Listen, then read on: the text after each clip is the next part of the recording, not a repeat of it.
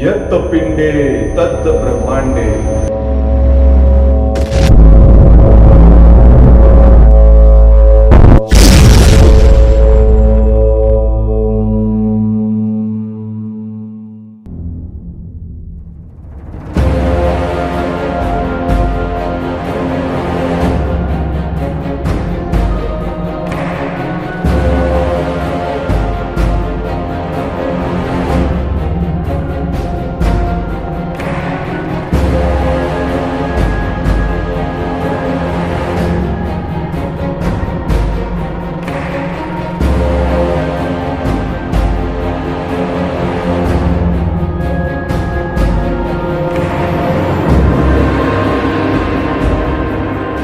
नमस्कार, सनातन योग विद्या चैनल में आप सभी का स्वागत है। आप में से अधिकांश लोगों को आकाश तत्व की झलक काफी पसंद आई। क्या लगता है क्यों पसंद आई होगी? उस 1 मिनट के वीडियो की हर फ्रेम में विराटता झलक रही थी। अंतरिक्ष के रंगीले दृश्यों से लेकर प्रभावशाली संगीत तक हर चीज में भव्यता थी। उस विराटता और भव्यता का अंश हम सभी में चैतन्य आत्मा के रूप में मौजूद है। जब जब इस चैतन्य आत्मा की झलक हमें बाहरी जगत में देखने को मिलती है, हमारा मन आनंदित हो उठता है, जैसे हमारे भीतर कोई तार सा छिड़ जाता है। जो हमारे भीतर बीज रूप में मौजूद है, वह अपने विराट रूप को देखकर अति उत्साहित हो उठता है। शरीर और मन की कैद से वो आज़ाद होकर उस भव्यता में एक होना चाहता है। मगर हम में से बहुत कम लोग आत्मा की इस तड़प को समझ पाते हैं, और उससे भी कम लोग इस दिशा में कुछ करने की चेष्टा करते हैं। आकाश तत्व में सारा सूक्ष्म जगत समाया है, वो जगत जो हमारे दृष्टि के दायरे में नहीं आता, जहाँ देवी देवताओं, ऋषि मुनियों और अनेक दिव्य आत्माओं की सत्ता है, और जहाँ अलग अलग प्रकार के लोक हैं। श्रुति, जो हिंदू धर्म के सर्वोच्च और सर्वोपरि धर्म ग्रंथों का एक समूह है, जिसमें चारों वेद और उपनिषद आते हैं, आकाश तत्व की ही देन है। यह ग्रंथ ऋषि मुनियों द्वारा आकाशवाणी के माध्यम से सुने गए थे। आकाशवाणी ईश्वर की वाणी है, जो आकाश तत्व से होकर ध्वनि के माध्यम से ऋषि मुनियों तक प्रवाहित होती रही है। दैवी जगत आकाश तत्व के माध्यम से पृथ्वीवासियों से संपर्क साधते हैं। उनकी वाणी आकाश में सूक्ष्म तरंगों के रूप में प्रवाहित होकर हम तक पहुंचती है, मगर उसे वही सुन पाते हैं जो योग अभ्यास द्वारा इंद्रियों की सीमाओं से ऊपर उठ चुके होते हैं। हमारे शरीर में आकाश तत्व मुख्य रूप से सभी खाली स्थानों में विद्यमान है, जैसे साइनस, श्वास नलिका, फेफड़े, पेट, आंतें और त्वचा के हजारों लाखों छेद। शरीर में इसका केंद्र कंठ है, और सूक्ष्म शरीर में यह विशुद्धि चक्र से संबंध रखता है। आकाश तत्व योग के सभी अंगों के अभ्यास से बढ़ता है।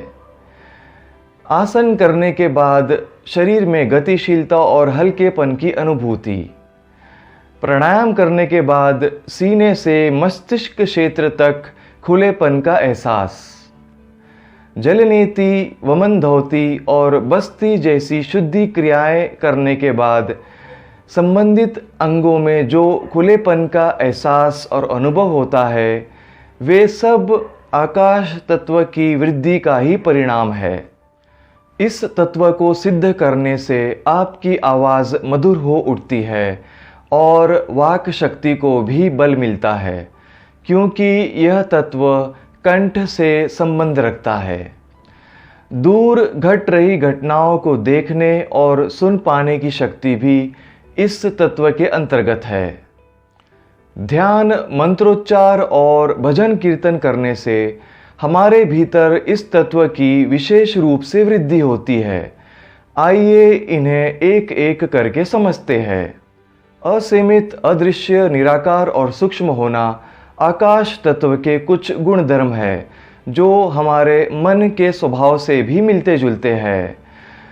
विचारों की कोई सीमा ना होने के कारण मन असीमित बनता है। दिखाई ना देने के कारण यह अदृश्य है और कोई आकार ना होने के कारण यह निराकार है। मगर आकाश मन जैसा विचलित और अस्थिर नहीं। यह दोनों में सबसे बड़ा अंतर है। इसलिए आप मन को ध्यान के द्वारा शांत कर सकते हैं। शांत स्थिर मन आकाश तत्व की अभिव्यक्ति है। मंत्रों में ओमकार का जप आकाश तत्व से तादात्म्य बनाने में खासी मदद करता है, क्योंकि वह हमारे शरीर और मन के खाली स्थानों को तेज और ऊर्जा से भर देता है। मगर बाकी मंत्र भी इस तत्व के साथ जुड़ने में हमारी मदद करते हैं। भजन कीर्तन करना भी इस तत्व का लाभ पहुंचाता है, क्योंकि यह कंठ और ध्वनि के माध्यम से किए जाते हैं जो आकाश तत्व से संबंध रखते हैं। बाकी चारों तत्वों को संतुलित रखने से आकाश तत्व अनायास संतुलित रहता है, क्योंकि उसमें उन चारों तत्वों का वास है। उपवास रखना, ठंडे पानी से नहाना, पर्याप्त निद्रा और विश्राम करना शरीर में आकाश तत्व की वृद्धि करता है।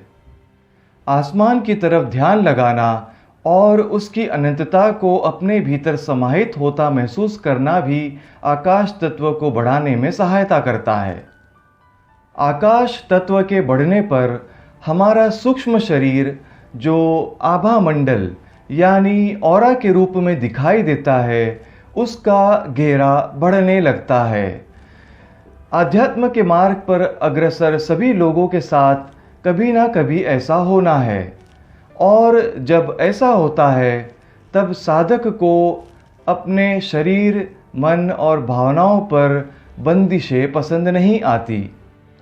वह जीवन के सभी आयामों में खुलापन चाहता है, क्योंकि शरीर, मन और भावनाएं उसकी बढ़ती ऊर्जा को धारण करने में असमर्थ होने लगती है। पिंड को अब ब्रह्मांड बनना है।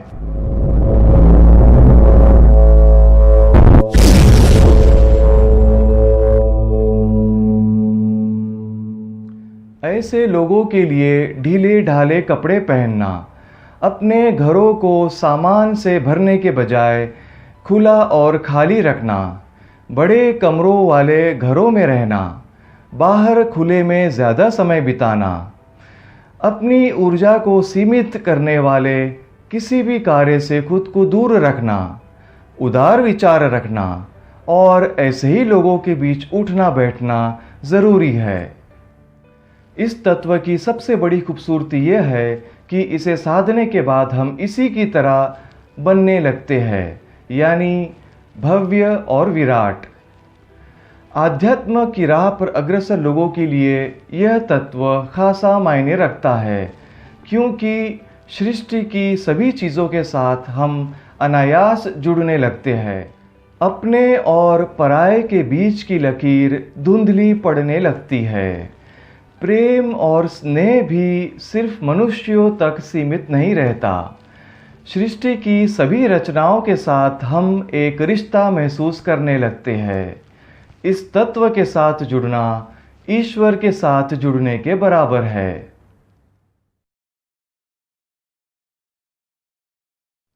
चलिए अगले बार अपने मन को टटोलेंगे, उसके स्वभाव को समझकर उसे शांत करने की चेष्टा करेंगे। तब तक के लिए धन्यवाद।